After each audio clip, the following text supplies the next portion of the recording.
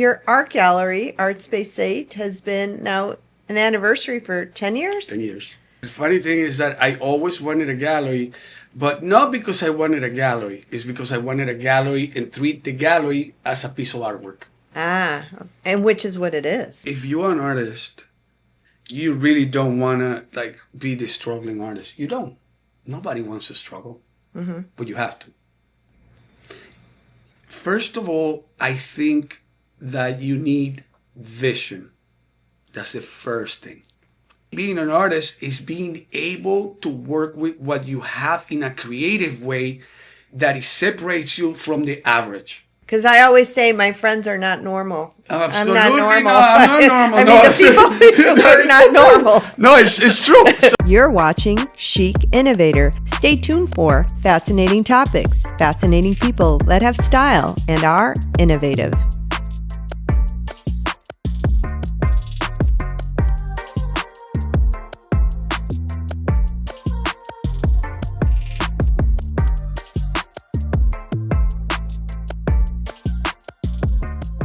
Hola, Fidel. Welcome. Welcome to Chic Innovator. I'm so glad you're here with us. And I'm happy to be here. We've been friends for a long time now. Yeah, and your art gallery, Art Space 8, has been now an anniversary for 10 years? 10 years. I can't believe it. I mean, I remember when you opened it up and started and everything else, and you've come a long way, baby. Did you ever think you'd have a gallery? Top of the line in such a wonderful area? Yes. The funny thing is that I always wanted a gallery, but not because I wanted a gallery. It's because I wanted a gallery and treat the gallery as a piece of artwork. Ah, and which is what it is. Yeah, actually. So basically it's like having a gallery and every artist inside is a component of the whole canvas. Love that. Get it? So I don't want to run the gallery, like a white cube. And I don't want to run it like a gallery that is on Instagram and it's cool. No, it's different. It's different, and it is very different. So, but tell us a little bit now, how did you get started as an artist? Why? Do you feel you were born an artist and that you've been following your passion, or did something guide you there? This is such a question. It's very interesting. People, I hear a lot of people say, I want to be an artist. I want to be an artist. I don't want to be an artist. I want to be a scientist. I want to be an astronaut. I want to be, as a matter of fact, I wanted to be a dancer when I was a kid. A dancer? A dancer. Okay. All right. What kind of dancer? John Travolta, Saturday Night Fever, Okay. kind of like I was 5 years old, And I went to a dance competition on TV, and the guy that was training me was an artist. And during breaks, I used to see him sketch, and that got me. Oh. Yeah. So it's not that I wanted to be an artist, it's that I never had the desire to be an artist, because when you are in it, you don't know it. Meaning, you just are. I never saw a moment that I said, I am going to be an artist. But hold It never on, happened. because you said that got me. So you were watching him sketch, that got me. What does that mean, that got you? Meaning, I can get away with something in life. Meaning, for men, for example, for me, your existence has to be justified with something, right? So when I saw my dance trainer sketching, I was 5 years old. I mean, I was already sketching, but I didn't know that I could make a life out of it at that early age. It got me because I said, I can't believe with just pen and paper, this guy completely made a whole scenario on a flat surface. Created another dimension on a one flat hand, surface. from your head to your hand, and hand and eye coordination, you can do this. While I'm trying to do it with a full body. Of course, I love dance. I love, dance companies and everything, theater. As a matter of fact, I work in theater. But the fact that you can do something so internal without actually making art with your body, but just from here, from your head to the solid surface, is something that got me. That's what got me. I don't need to be on the center stage. I found it, in my case, more humble not to be in it physically. You get what I'm saying? So it Yeah, fits because me you more. were going subconscious more internally, and then that was being expressed. There was a Yes. way to express Yes. that. Where dance and some of these other things, which I love dance, by the way, I used to dance, actually perform when I was in high school and get paid for it, but that is more physical. Yeah. And to create something and to use the power of your mind and then to see it become a reality, and you're creating like a 3D outside of I mean, it's yourself, so- physical for the artist as well, because Yes. you need to have a condition, like you Yes. need to keep your arm up. Like I Yes. do, I have done sessions of paintings that last 24 hours straight. And I have to tell you, audience, because I'll call you every once in a while, and you'll answer my phone What do you every mean once every once in a while? All the time. You call me all the time. I do. I love Fidel. I think you're like amazing for so many reasons, and you're in it. You're like, I'm creating, in the middle of an art piece, and I'll call you back, and won't hear from you for a couple of days because you're in it. You're Yeah. doing it. I mean, you you get know- lost in it. There's a friend of mine that sent me a text from Texas, and she goes, Fidel, my friend is throwing a party. You haven't responded.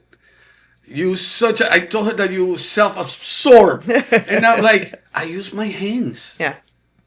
I use my hands. I can't, be like, you know what I mean? Well, you use your hands, you use your head, you use your soul. 'Cause you your really bandwidth get, in your head. Yes. Is the brain is limited.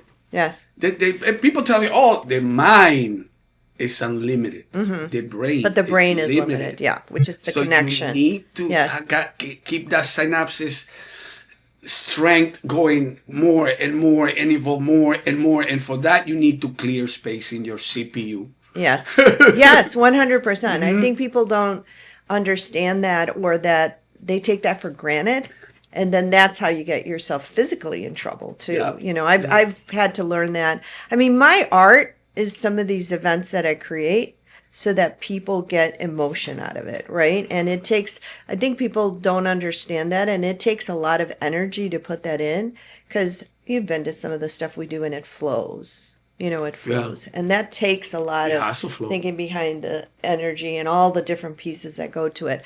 I want to ask you though, how do you prepare yourself physically for that? Like, how do you take care of yourself? Because there's so much that is going into I love that your question. artwork, right? So how do you do that as an artist? Like, how would you recommend for people to prepare for, giving totally to your passion? Because you are passionate about it. You are very It's passionate. confusing for many people. And you know this. Yeah. Many people will say, oh, he's so angry, he's this, he's that. It happens a lot. And can I say he's an asshole? Yeah, so a lot of people will say that, like, he's an asshole because he just say what he thinks, So how do you prepare yourself for what you're gonna do? For example, in my case, is there's a complexity with it. Like, number one is to keep authenticity. As an artist, you need to be authentic. You have to be authentic. You have to risk. You have to risk. If you're not risking, you're not doing anything. This is not about accomplishing a painting and making the painting pretty. That's not what it is. It's a very profound process where for example, you're dealing with the artwork that you're creating, and with the canvas, you're trying to materialize that into an entity, into a spirit. It's almost like, the Tibetan monks, when they do these mandalas with the powder, crush the color powder, and they take this, they are literally praying in it. Painting is the same. So every stroke, you're making a conscious and unconscious decision. It's a battle between your conscious and unconscious. At a certain speed, as when you paint. So basically, when I do that, I'm not there. I'm literally not there. It's instinct. But it's instinct that has given me the freedom because of the discipline that you create in order to use only instinct. It's like a race car driver.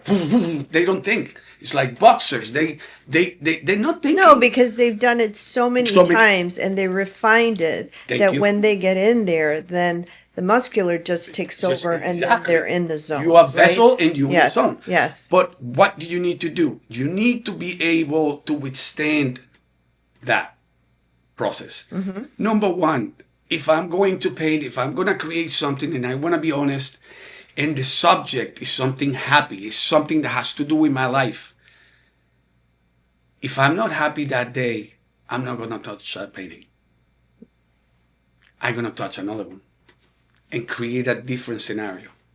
You know what I mean? I need that connection with my work. Mm-hmm. So there is a dynamic that the canvas is giving me and I'm giving the canvas. How do you, though, understand or are in touch with that energy? Because you're talking about an energy, right? And perceiving that energy. Is it because you've done it so many times and now it's instinctive? Or is it something that you're still fine-tuning? It's a combination of both. Okay. It's a combination of both. Because, for example, there's moments that I paint, right? Inspiration gotta find you at work. This is sounds like a cliche, but it's true. And when you're working, Wait, repeat that again. yeah, inspiration has to catch you at work. Inspiration has to catch you at work. Yeah, you don't go to work because you're inspired. You have to work it all the time. I'm an artist. I'm not gonna sit down and be like, I'm not inspired today. That's what I was going to ask, because I think that's a big fallacy that a lot of people have. Oh, I'm going to sit here and I'm going to wait till the inspiration hits me. No, you've got to create that energy and then it's going to find you. The inspiration, yeah. I love that. You have to create that. You have Yeah. to have that engine that you switch, and it's like, what's gonna happen now? And for me, I believe that is the foundation for a successful life, Absolutely, right? 100%, Yeah. 100%, with a purpose. With a purpose. With a Yes. purpose. Yes. I told a friend of mine days ago, he's probably gonna watch this, and he said to me, I'm not gonna say his name. He said to me, I don't know, Fidel, I kind of lost the drive, and I said, because you did not look at your passion, Yeah. you went for something else. And he goes, I have responsibilities, and I have something to take care of. And when we talk about it, I said, well, it's at the cost of stoicism. You had to give up your passion in order to be a man as well. So it's a little bit of balancing it's act. a balancing Yeah. act. So as a matter of fact, you have to follow your passion and create that balance. You know what I mean? Yeah. And you're consistently talk about the discipline, because you mentioned discipline. So how do you create that for yourself? I tell you, days ago I was painting and I actually posted something saying, I'm not painting, I'm disappearing. I have no goal. I have no idea of what I'm doing. And I just mix color on the canvas. It was an exercise. It was actually, I said during the video, I said, this is how you don't supposed to paint. Because you want this to be, it's an exercise that like resharpens my instinct. So, Meaning what, though? That you're sharpening your instincts. So you're doing it, you're going against what you have to normally exercise. do, right? Meaning Yeah. like let's say I'm gonna start a painting and I don't know what I'm gonna paint, but I have to be in touch with the color. I have to be in touch with the oil. I have to be in touch with the brush, with the mediums and everything to just feel it. You know what I mean? It's like when you go in a car and you're a race car driver, you jump in the car, you're not ready for the race, but you're feeling it and you grab the wheel and then you have the overall and you kind of feel like, okay, I can do this. You know what I mean? Same with a boxer or an MMA fighter or a bullfighter. My grandfather was a bullfighter. Cool. Yeah, my mom's father. And so what you do is that, okay, In Spain or in Venezuela? in Venezuela. Oh, So okay. so what happened? I'll sit down and I'm like, I don't know what I have in my head. I don't know how I'm feeling. I don't know. I'm confused. So what do? I sit in front of a camera, pick a color that catches me, my emotion at that moment. Do I feel black? Do I feel red? Do I feel blue? Do I feel gray? Do I want to hide or do I want to expose? Do I want to scream? Do I want to talk? You see? Do I want to narrate? Do I want to advise? Or do I want to listen? So the canvas becomes the other person, you know? And at that point, you start identifying, you know, I feel happy. No, I'm uncomfortable. What do I do? And then you talk to the colors. Meaning like, okay, it's red. And then you start mixing. And then you start figuring out where you are. And that's when you start turning everything. And basically, you transmute what your feeling is into what you put on the into canvas. the canvas. You know, I think that's so important because, I think that applies to life. You know, and again, I have so many friends that get stuck and then they do nothing. And then I have a few friends that have even said, you know, when I have a major decision to do, I do nothing. And I think it's the opposite. It is In the opposite. life, you have to do the opposite. Even if you do something that causes you to fail, Fear. or go through fear, that is the most important thing that you can do because you're creating energy with, even if you want to call it negative step that you've taken, if you've taken a step backward, but that'll push you forward. Yeah. And you need to do that. You have so to. You have to. It's one of the most difficult things. Yes, and it's one of the most difficult things. Because yes. you have an audience, you have people. So you have to lose that fear of like, oh my God, people's going to see this. People's going to judge me. People's going to say this. Like, mastery and genius is found when you don't perform anymore. Yeah. When you don't perform. When you know that you are free to say what you really think. That's exactly when genius comes out. You know what I mean? It's when you stop trying to please, that's when genius comes out. Yes. No, and I think that makes a lot of sense. I want to talk to you a little bit though, because you're in a good position now. Am I? Yeah, you are. You're here with us, so you're in a good position. No, and I have to tell you, because I have even some of our interns, I sat with them and I asked them to help me, you know, put some questions together. Some of them, you know, have an artistic flair to them. And the big question is about money, with regards to money, because there's so many artists. And I know you and I have talked to some people that think they're artists, and we're like, are they? Oh That's another conversation altogether. But which comes first? And do you need both? You know, because what about the artist that is completely passionate, is doing what they love, but they don't have any money? Like, what kind of advice do you give to that artist? Would you tell them, you know, get another job, even though it's not related to what you're doing, so that you can continue to do what you love, to be, you know, creative? You know, at what point, and again, it's not the same for everybody, but it's really important. I know. Yeah. Look, this I'm gonna give you like a scenario in how it happens. You know, if you are an artist, you really don't want to like be the struggling artist. You don't. Nobody wants to struggle, but you have to. First of all, I think that you need vision. That's the first thing. Vision. And you have to be so real with your vision.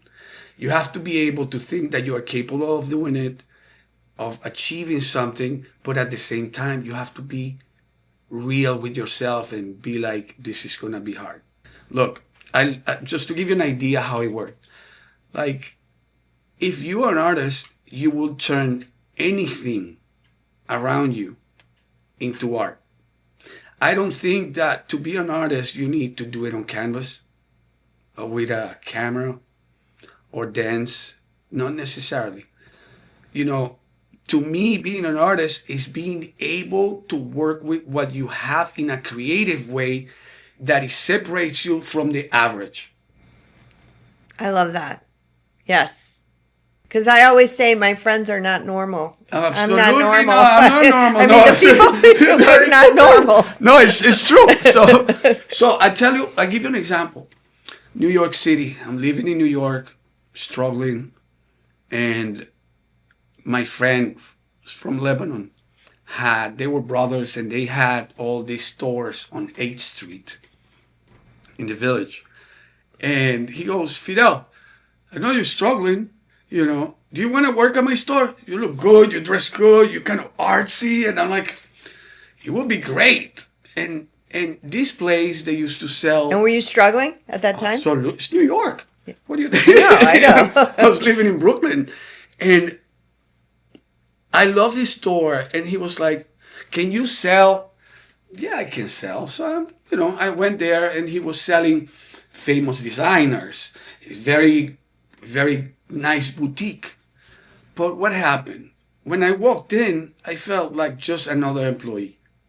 And that, to me, was failure. But that pushed me and gave me the drive to do something different within my circumstances. So what did I do? I looked at the store and I said to him, can I do the windows? He was, yeah. And I did the windows. And it was a success. Wow. Everybody's like, I love the windows. I love the style. And I look at behind the register, a big white wall where he used to nail clothes and put hangers. And I said, can we get rid of all that shit? And I'll do a mural behind it, kind of Versace, kind of stuff like that, all ornamental. He goes, go ahead. And I did it. And I changed the entire store and the entire concept of the store. The store was basically, at that time, was brands from Europe, designers, and all these names that I'm not going to say because it's advertising, but very well-known brands. And a lot of rappers used to come and stuff. The store changed completely to a 50% inventory created by me. Oh, my goodness. Used to have tailors to alter the clothes. Yeah. So I said, can you buy fabric and make pants after I paint the fabric? And he was like, we can try. Well, So you were designing. Yeah. You were designing. So once we did that, we had Usher, Romeo Santos, Ice-T, Coco, Little Kim, Paris Hilton. I can name Thalia. I can name all the people that started going through the store. And then the next store, that was his brother, that was a shoe store, is like, bro, you Picasso. Ven pa' acá. And he started calling me Picasso. And then they used to know me on 8th Street as Picasso. It's like, call Picasso, I need to do my window. All of a sudden, I used to walk up and down 8th Street, saying hi to the rappers and seeing all these guys. DMX came to the gallery. You created that energy. Yeah, so DMX, Yeah. Tito el Bambino, Yeah. all these reggaeton guys, singers, they started coming in and they started like, can you paint my jackets? I'm going to an event. Kelly Minogue came and I did their hats. So then you do this in New York and you end up making money? What happened Well, there? yeah. The money so side. what happened is that now we were doing these pants and shirts and coats and jackets, leather painted and dyed, and I started experimenting with all this, and we started getting clients. People, I was home in my studio painting, and they were calling me already. Yeah, we need you. We need more. We need you here. Yeah. We need you here. Next thing, I got little Kim. She's designing this. Wow. Petit Peton by Queen Bee. You need to come and design the box for the shoes for her. And all of a sudden, I'm like, wow. And at the moment, I was represented by an art gallery in Soho, Monique Goldstrom, and she was a pretty strong figure. She was from San Francisco, and she represented Man Ray, and she had different photographers and artists, really the Kiriko, Jean Dubuffet. She had quality, and she was one of my dear mentors. She passed away. But just to give you an idea how close she was to me, if she was my mother, one day she slapped me across the face. Yeah. ¿Por qué? I was Why? 24 years old, and we had a show in Soho, and I saw all the artists all gathering together, and they were interviewing all together. They all wanted camera and stuff. And I was kind of like, I don't want to be in camera. I want to be outside. So I sat outside. And she came and smacked me. Really like, bah! And I'm like, what the fuck? And she goes, you motherfucker, you are the most talented I got in my gallery right now, in the show right now, and you had the nerve to get out and sit out here? And I'm like, I feel I'm begging for attention. The work speaks by itself. Mm-hmm. And she was like, that's why I love you. Then she brought me in and gave me a solo interview for Channel 13. After that. Crazy.